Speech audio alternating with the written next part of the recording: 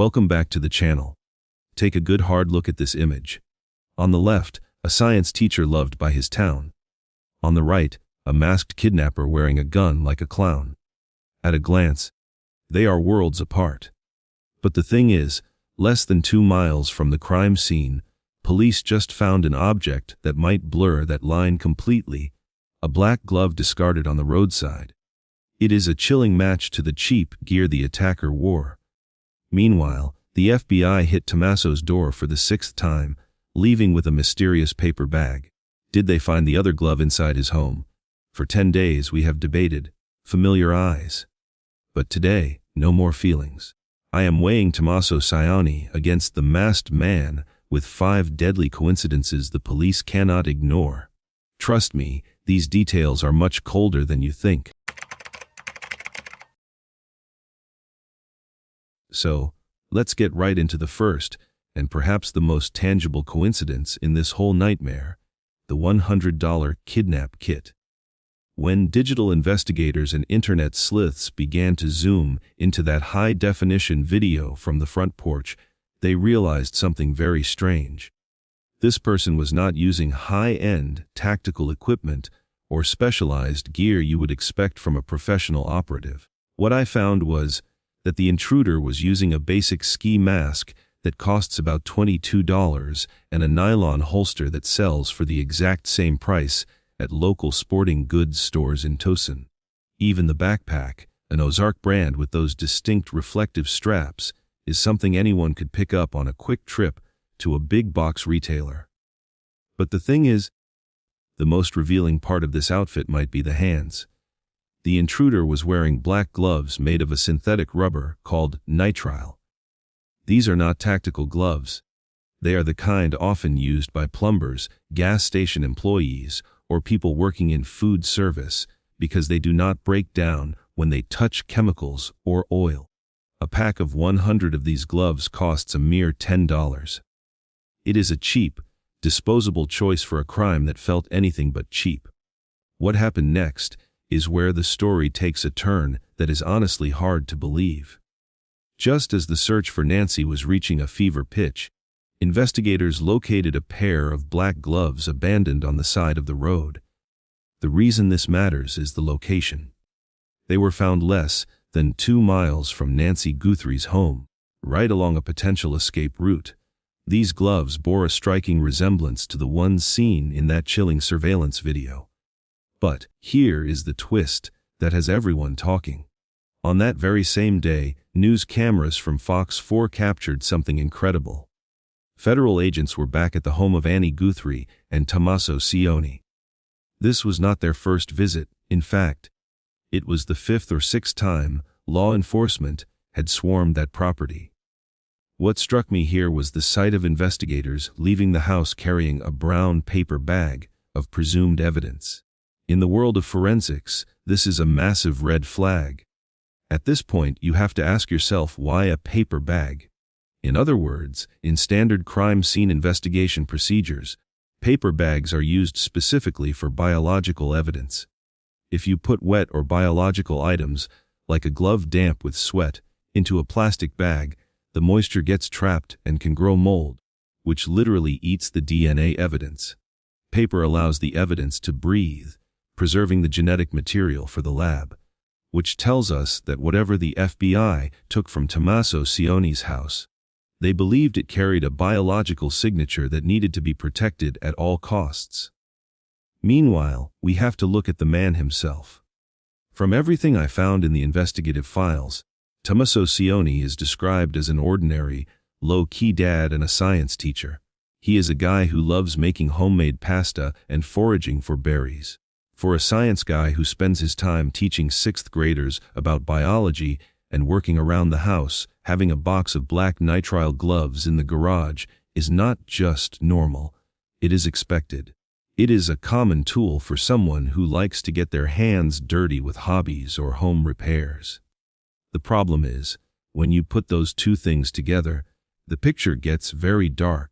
You have a pair of gloves found on the road just 2 miles away, and you have federal agents leaving the son-in-law's house with a bag meant to protect DNA evidence. At this point, I started questioning if the police had finally found the match they were looking for. If the DNA from the glove on the road matches the samples taken from that paper bag, it is not just a coincidence anymore, it is a smoking gun. Which means the pressure on the family is reaching a breaking point. The transition from being a grieving relative to a subject of a fifth search is a heavy one to carry. And this is important because while the sheriff continues to say there are 0 suspects, the physical evidence seems to be whispering a very different name.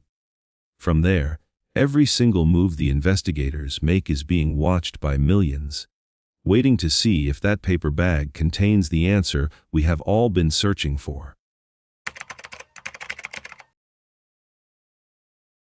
From there, we move away from the physical evidence left on the ground and step right into the hard, uncompromising science of biometrics.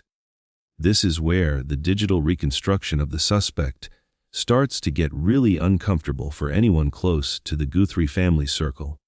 You see, the FBI did not just release that 44-second video to show us a scary man on a porch. They released it because they knew the biology hidden behind that mask would eventually scream louder than a single fingerprint ever could. What I found was that forensic video analysts have been harvesting every possible clue from those grainy frames. By using the bricks on Nancy's front entrance as a fixed geometric guide, experts believe the suspect's height is somewhere between 5 feet 9 inches and 5 feet 11 inches. They estimate his weight at up to 230 pounds. In other words, we are looking for a male who is described as somewhat stocky, not a lean individual. The thing is, when you look at the way he moves, experts like Susan Constantine have pointed out that he seems significantly longer torsoed with shorter legs and a very broad hip region. These are the structural realities of the human skeleton that you simply cannot fake with baggy clothes or heavy jackets. And then, there is the specific detail that stopped the entire internet in its tracks, the eyebrows. If you zoom in on the high-resolution infrared images, you can clearly see the suspect's eyebrows peeking out from the eye holes of the ski mask, and they are not bushy, wild, or unkempt. They are manicured. They are groomed. This implies a level of self-care and routine that you do not typically associate with a desperate, random criminal. This suggests someone who looks in the mirror, someone who takes the time to shape their appearance carefully. It suggests a person who fits neatly into society, perhaps someone you would see at a local grocery store or even a school classroom, looking perfectly put together and professional. Which tells us that the manicured detail pushes the forensic profile away from a random attacker and pulls it much closer to someone local, someone with a reputation to uphold. And this matters because it brings us straight back to the profile of Tommaso Cioni. From the investigative files, we know Tommaso is a 50-year-old science teacher who has spent 15 years in the classroom. But he is also a bass player and sometimes a vocalist for an indie rock band called Early Black. He has that specific artistic, indie style. His profile as an educator and a musician fits the groomed description perfectly. In many of his family photos, you see a man who is clearly well-groomed with that specific artistic vibe that matches the intruder in the video. At the same time, we have to talk about those eyes. The suspect has been described as having big, almond-shaped, dark eyes. On social media, people immediately started calling them familiar eyes. The reason this matters is that we, as humans, are biologically programmed to recognize faces, and even with a mask on, those eyes carried a weight of recognition that was visceral to those who knew him. The problem is, many people can have a similar build or a common eye color. But these specific biological markers, when layered together, narrow the suspect pool significantly. What happened next was a startling example of how powerful this recognition can be. Only 8 hours after the video went public, police in South Tucson pulled over a delivery driver named Carlos Palazuelos. They detained him for questioning and searched his family home, simply because they thought his eyes matched the man in the video perfectly. just because their eyes looked alike. An innocent person was arrested and their house searched.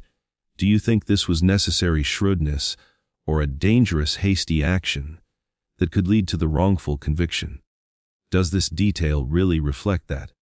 Please leave your thoughts in the comments. Which means that while Carlos was eventually released because he had an airtight alibi, the suspicion surrounding the familiar eyes hasn't just vanished. It just shifted focus. Because while Carlos could prove where he was, we still have not seen a confirmed public alibi for Tommaso Cioni during that critical 4-hour window between 9:50 p.m. and 1:47 a.m. What I found was that Tommaso's own physical profile matches the biometric data harvested from the cloud footage almost point for point. The height, the stocky build, the artistic grooming, and those deep, almond-shaped eyes. Because of that, the court of public opinion has been relentless. The transition from a science teacher to a subject of international scrutiny happened in the blink of an eye. Meanwhile, the FBI continues to work on a more detailed composite based on the mouth and the potential facial hair. They believe they see a mustache, which again fits the recent descriptions of Tommaso. At this point, you have to ask yourself, is it just a tragic series of coincidences, or is the cold math of biology starting to bury the son-in-law? The geometry of a face does not lie, and those manicured eyebrows are a choice. From there, every single pixel of that restored data is being compared to every photo of the son-in-law, looking for that one undeniable detail that can either clear his name or seal his fate. The reason this matters is that in such a high-profile case, the pressure to find a match is immense. This matters because, as the investigation enters its second week, those familiar eyes will continue to haunt this investigation until we finally know the truth. At the same time, we need to step away from the physical masks and the cheap gear and move into a much more chilling territory, the realm of behavioral psychology. This is where the mask truly begins to slip, not revealing a face, but revealing a mind. When you watch that footage, the first thing that hits you is not fear. It is the intruder's total lack of it. He is not breaking in, he is sauntering. He moves with a level of calmness that borders on pure, unadulterated arrogance. There is no frantic checking of the perimeter, no nervous glances over his shoulder. Instead, he walks up to that camera with the leisure of a man checking his own mail on a Sunday morning. This is not the body language of a stranger in a strange land. What happened next is the moment that has kept experts like Megyn Kelly and former federal agents talking for days. The intruder walks up to the camera, and he does not flinch. He does not try to hide his hands or duck his head in shame. Instead, he reaches out and gives the lens two light, rhythmic taps. Tap, tap. It is a gesture so casual, so mundane, that it feels like someone checking a microphone or tapping on a familiar piece of furniture as they walk by their own living room. In other words, this is the textbook definition of what we call ownership behavior. In the world of criminal profiling, ownership is a state of mind where the perpetrator feels they have a legitimate right to be in that specific space. He does not act like a thief in a stranger's home. He acts like an owner in his own backyard. The problem is, why would a total stranger feel that way? This man showed zero fear of a dog barking or a neighbor looking through a window. He knew the layout of the porch. He knew exactly where that camera was positioned before he even reached the top step. He walked through that space with the subconscious confidence of someone who has walked those same steps at least 100 times before. At this point, I started questioning the timeline again. Remember, Tommaso Cioni was at that very house only 4 hours before the security system was severed. He had just finished dinner there. He had just played games with the family. The environment, the smells, and the layout were all still fresh in his mind. Which means, if we consider the ownership theory, the intruder's behavior starts to make a terrifying kind of sense. When you are in a place you know intimately, Your subconscious takes over your movements. You do not sneak, you move according to your habits. That rhythmic tap on the camera lens is not a calculated criminal move. It is a habitual gesture. It is the kind of thing you do to an object you see every single day, like checking the stability of a railing or the glass on a window. The reason this matters is because it suggests that the person behind that mask was not just familiar with the house. They were comfortable in it. They were at home in the silence of 2 a.m. Meanwhile, we have to look at the arrogance of it all. This intruder was so convinced of his control over the situation that he took his time to cover the lens with vegetation as if he were performing a routine chore. He was not worried about the clock ticking. He was not worried about being caught in the act. He behaved as if he were performing a boring, repetitive task in a place where he knew he would never be disturbed. From there, we have to ask, who else fits that profile? Who else would have the mental blueprint of Nancy's home burned into their brain so deeply that they could navigate it in the dark without a single moment of hesitation? At this point, the contrast between a random kidnapper and someone with an insider's perspective becomes impossible to ignore. A stranger would be looking for an exit. This man was looking for a camera he already knew was there. A stranger would be tense, every muscle ready to snap. This man was sauntering with his hands relaxed. In other words, the psychological footprint left on that porch is just as distinct as a DNA sample. It tells a story of a man who did not feel like a criminal in that moment. He felt like he belonged. And that is perhaps the most chilling detail of all. Because if the intruder felt he had a right to be there at 2 a.m, then we are looking for someone who was a fundamental part of Nancy's life, not someone who was a total stranger. The transition from a family dinner at 10 at night to an abduction at 2 a.m. is a short one, but the psychological bridge between them is built on this very sense of ownership. This matters because it tells us that the person in that video was not just a kidnapper. He was a ghost of a visitor who had been there many times before. The reason this matters is that the subconscious mind cannot hide its habits, even behind a mask. However, we have arrived at the most controversial point of this entire investigation. This is the detail that divides the internet, splits the experts, and, arguably, might be the single reason why Tommaso Cioni is not sitting in a jail cell right at this very moment. It is the paradox of intelligence versus execution. Let us look at the facts of the suspect's behavior. When you strip away the fear and look at the mechanics of the crime, the kidnapper looks like a complete amateur. The most glaring example is the gun holster. As we discussed, he is wearing a belly band holster. This is a piece of equipment designed specifically to be worn against the skin, underneath a shirt to conceal a weapon for personal protection. But this man, he has strapped it over a thick, baggy jacket. It is loose. It is flopping around. It is objectively the wrong way to use that tool. A former Secret Service agent pointed out that no one with even a day of tactical training would ever wear a firearm like that.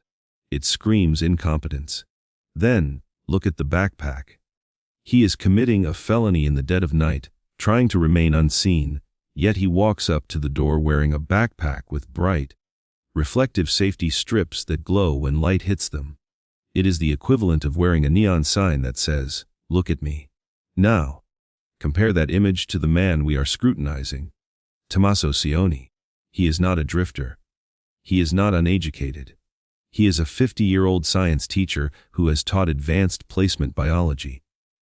To teach at that level, you need a high degree of organization, critical thinking, and an understanding of cause and effect. You have to be smart. You have to be logical. Because of that, the defense from his supporters is loud and clear. Tommaso is too smart to be this stupid. They argue that a man of his intelligence would never wear a holster that could fall off or a backpack that shines in the dark. They say the clumsiness of the crime clears him. But I want you to think in reverse for a moment. I want you to step into the mind of a highly intelligent person who is planning a perfect crime. If you are a smart, logical science teacher, and you want to kidnap someone without getting caught, what is the number one thing you need to do? You need to make sure the police do not look for you. If Tommaso had walked up to that door moving like a SWAT team member, wearing high-end tactical gear, and disabling the camera with a laser or a signal jammer, the profile would immediately narrow down to someone with training, someone precise, someone like a science teacher who plans ahead. So, what do?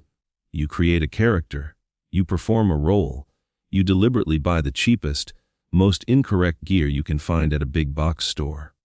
You wear the holster wrong on purpose. You wear the reflective backpack to look like a transient or a confused amateur. You construct a visual profile of a disorganized offender, someone impulsive, uneducated, and sloppy. You want the FBI profilers to sit in a room and say, "We are looking for a banned substances addict or a local thug." So they stop looking at the respected educator with the master's degree. This concept is called staging, or more specifically, calculated incompetence. It is the ultimate camouflage. It is not just about hiding your face with a ski mask. It is about hiding your intelligence with a costume of stupidity. And if this was Tommaso's plan, we have to admit one terrifying truth: it is working. It is working because right now, we are debating it. It is working because the sheriff is hesitant to name a suspect. The amateur nature of the crime has created enough doubt to keep him free for 10 days.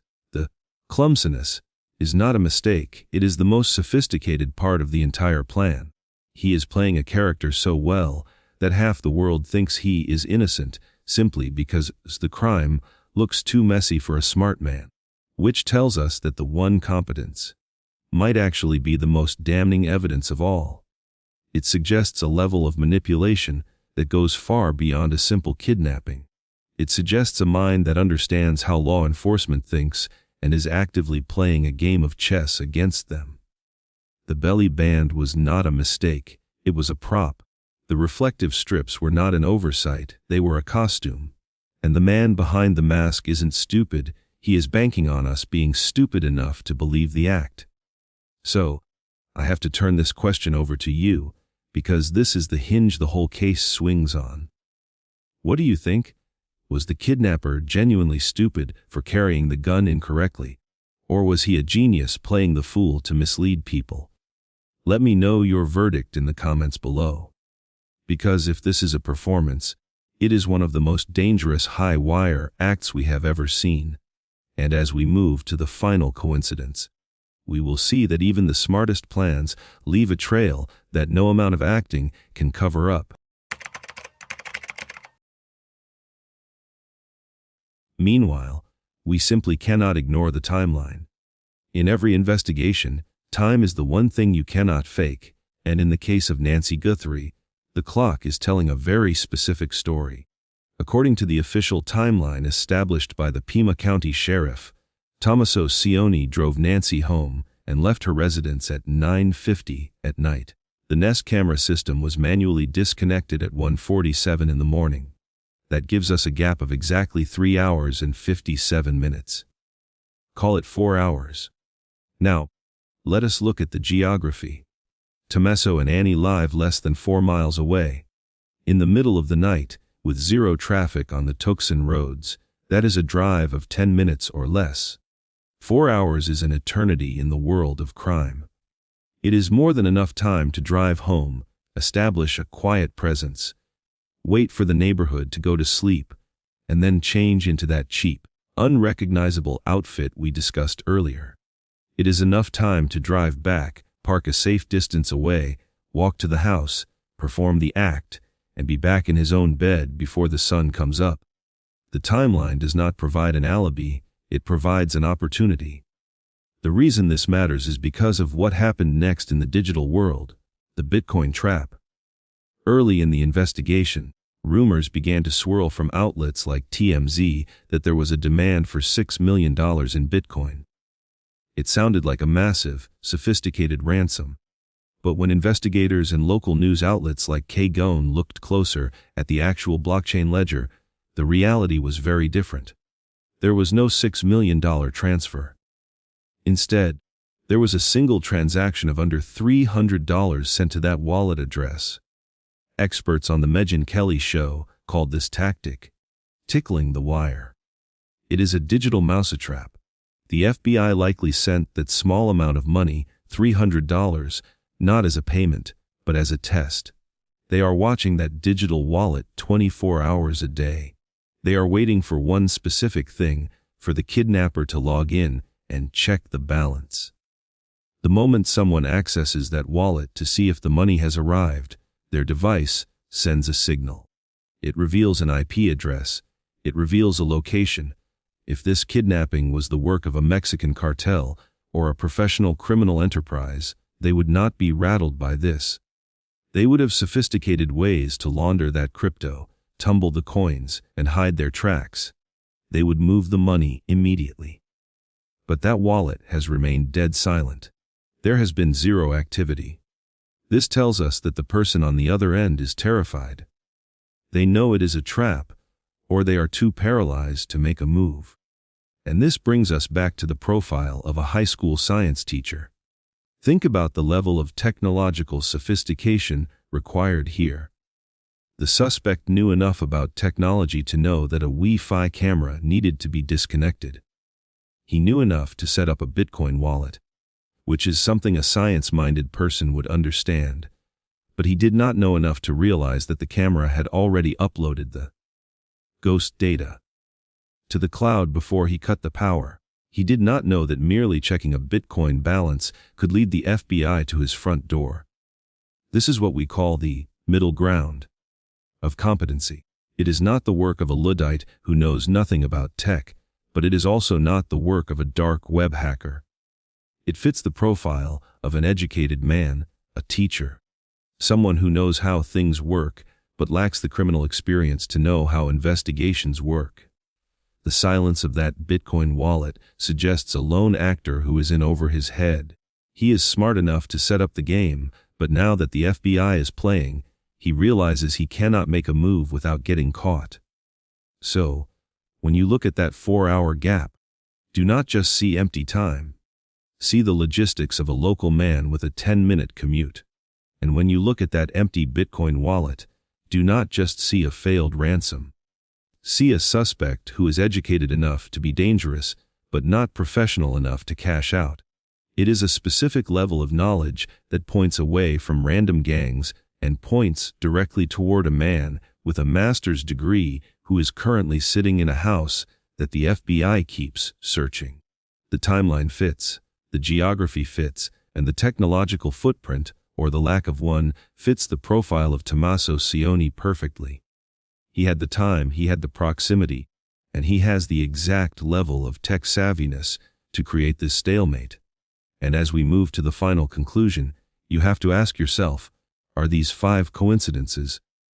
Or is this a pattern that only points in one direction? That is when we have to stop and be absolutely fair. As compelling as the case against the son in law might seem, and as tightly as the physical evidence appears to be coiling around him, we cannot ignore the other possibility. In true crime, tunnel vision is dangerous. If we step back and ask ourselves, if it is not Tommaso, then who else fits these 5 chilling coincidences?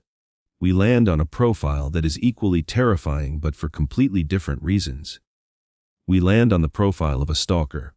Specifically, we are looking at a psychological condition known as erotomania.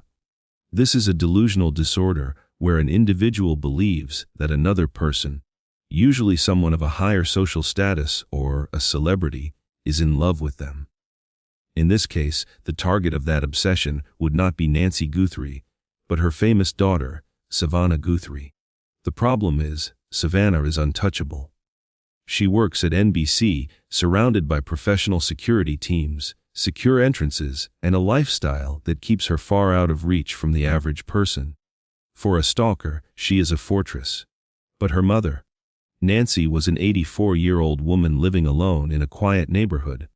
In the dark logic of a predator, Nancy becomes what experts call a soft target. She is the proxy. She is the path of least resistance to get to the real object of his obsession. This theory radically changes how we interpret the intruder's behavior, particularly the ownership we discussed earlier. When the intruder sauntered up to the porch and tapped on the camera, it might not have been because he had been there physically 100 times before. It might have been because, in his delusion, he believed he was spiritually part of the family. He did not fear the camera because, in his twisted reality, he was not breaking in. He was stepping into a life he believed he deserved. That calm arrogance was not born of familiarity with the floor plan, but of a delusional entitlement to the people inside. And this brings us back to the eyebrows. Why would a kidnapper take the time to manicure his eyebrows before committing a felony? He sees it as a debut. He is stepping onto a stage where he knows Savannah will be watching. He is grooming himself for her. He wants to look presentable, even attractive, because in his mind, this is a romantic gesture or a twisted rescue mission, not an abduction. He is not a thug, he is a suitor. This also explains the paradox of the macher gear. If the suspect is a stalker, he is likely not a career criminal. He is an obsessive fan. He went to a sporting goods store and bought the basics, a $22 mask, a cheap holster, a reflective backpack, because that is all he could afford or access. He wore the gun wrong because he has never been trained to use one. He only bought it because he thought it made him look powerful or protected. The clumsiness we see is not a disguise. It is the genuine incompetence of a man driven by passion rather than profit. The reason this matters most is the silence of the Bitcoin wallet. If this was a professional kidnapping for ransom, the money would be moving. But if this is a stalker, money is irrelevant. He does not want $6 million. He wants attention. He wants acknowledgement. This explains why the ransom notes were sent to TMZ and media outlets instead of being quietly negotiated with the family. He is using the media to speak directly to Savannah. Every headline, every plea from the family on national television feeds his delusion that he is now in a relationship with them. That power is far more valuable than any cryptocurrency. So, while the physical evidence points to the son-in-law, the psychological evidence opens a door to a stranger in the shadows. A man who believes that by taking the mother, he has finally captured the attention of the daughter, and, in many ways, an unpredictable stalker with a delusional mission is far more dangerous than any family member with a grudge.